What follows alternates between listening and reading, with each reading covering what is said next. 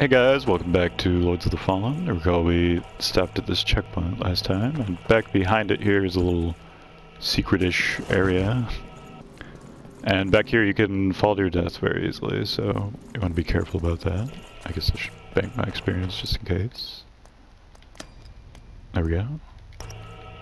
But at least when I did my test run I fell like right here, and it ate my bloodstain, so I wasn't able to pick it up again.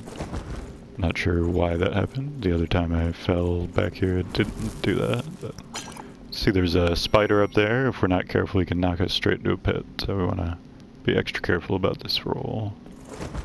He's facing the other direction, so we should be good to go.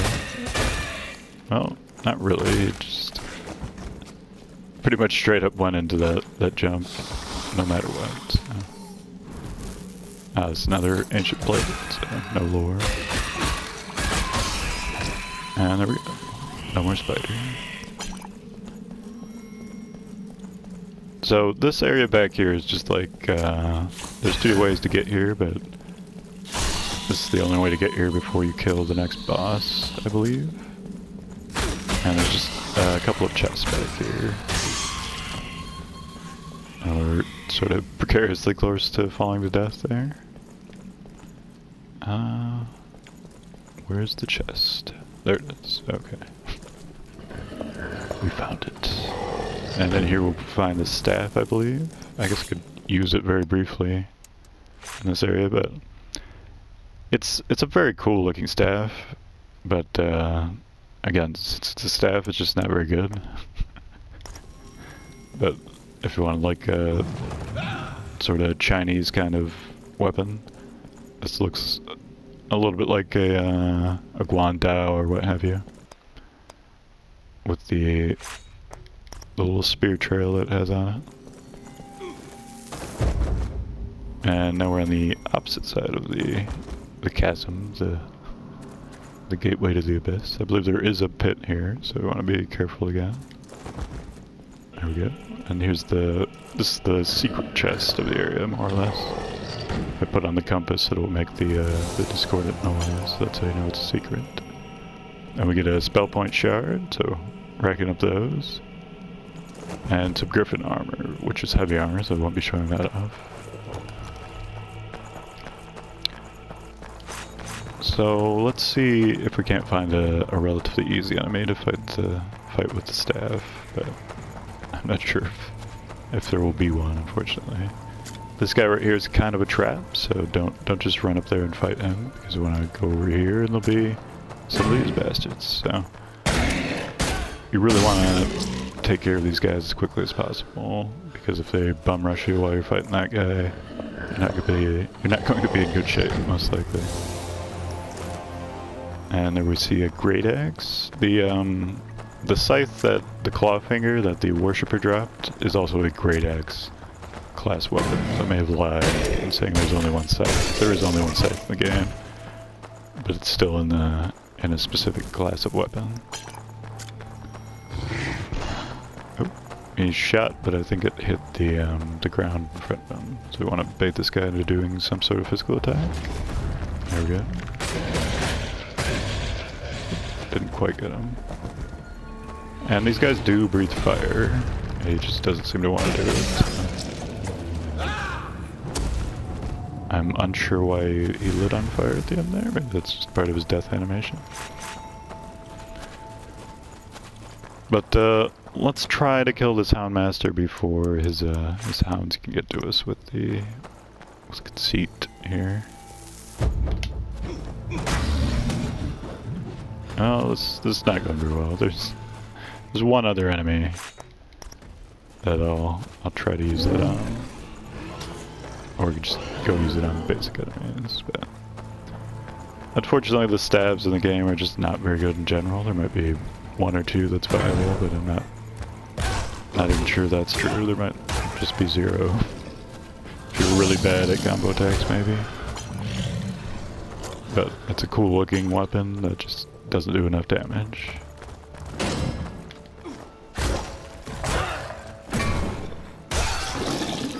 And just due to the nature of having straight upgrades, the game will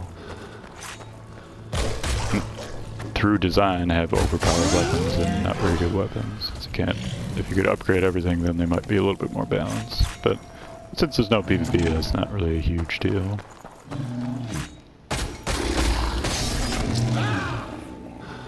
We saw him slide down the snow here. That looked pretty funny.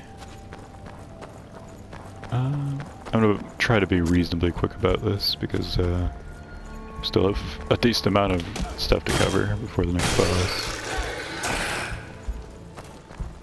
So hopefully this guy stops shooting me. You'll notice this mysterious vase right here. That's a tyrant chest. So since I pointed it out, I might as well blow it up before we fight the tyrant near here.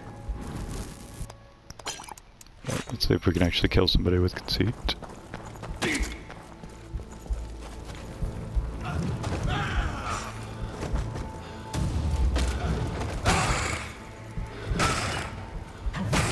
And we just don't have enough stamina to get anything off, I don't know.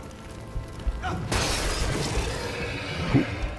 Yeah, we killed somebody with staff. Amazing.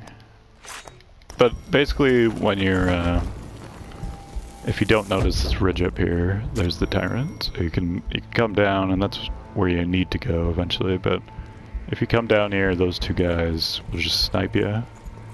And you also won't be able to get to his heart because it's all the way up here, so it's a pretty elaborate trap.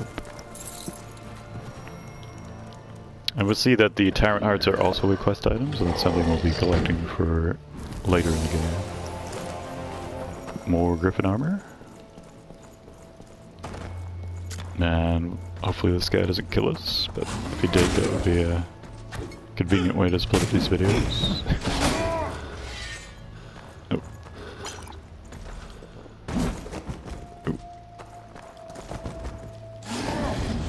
We want to roll twice to get out of that.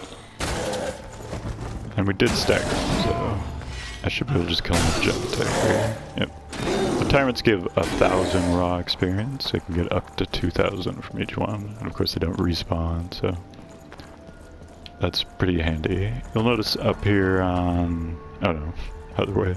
Up here on the left there's a big empty area with an expanse in the distance. Well, this is used for a quest later, so it's not a completely meaningless area, as you might have been able to guess. And I'm gonna try to go a little bit faster here. I think it might be a little bit behind pace, but we should be able to make it to the boss arena, or at least the save point, before 15 minutes are up.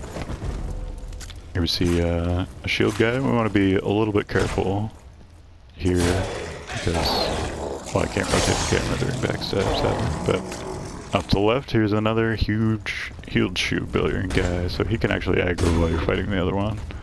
And just like the other ones, he can do like 80, 90 damage in one hit, so not exactly the guy you want to be fighting alongside other enemies. Eventually we will have to fight two of these at once, but we'll get to that when we do. It's not going to be for quite a while, and it is an optional section.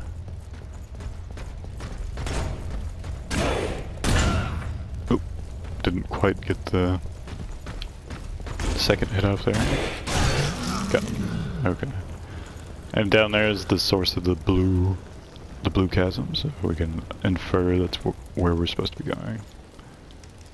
I'm not sure what the key to distress is, but here's another switch. We can use Mimic to make it a little easier, once again. And that's to this door right here, and this is another secret area, quote unquote. And we get the rest of the cunning armor. So, I guess I can put it on really quickly.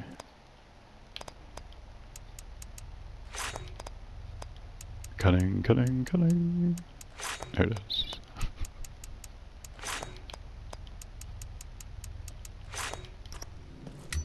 But this looks very similar to the hot blood armor, but it's sort of like more of a Davy Crockett kind of outfit. It's pretty interesting looking. Nice shoulder pads at any rate.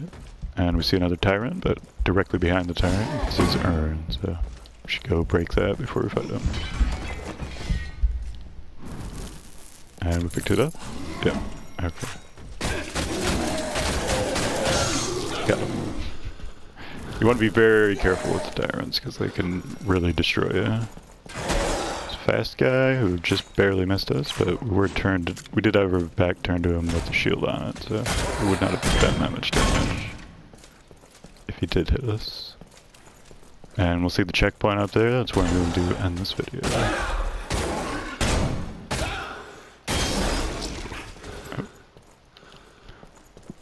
Alright guys, I don't think... Yeah, nothing's gonna aggro us right here, so... I hope you enjoyed the video, and I'll see you guys next time.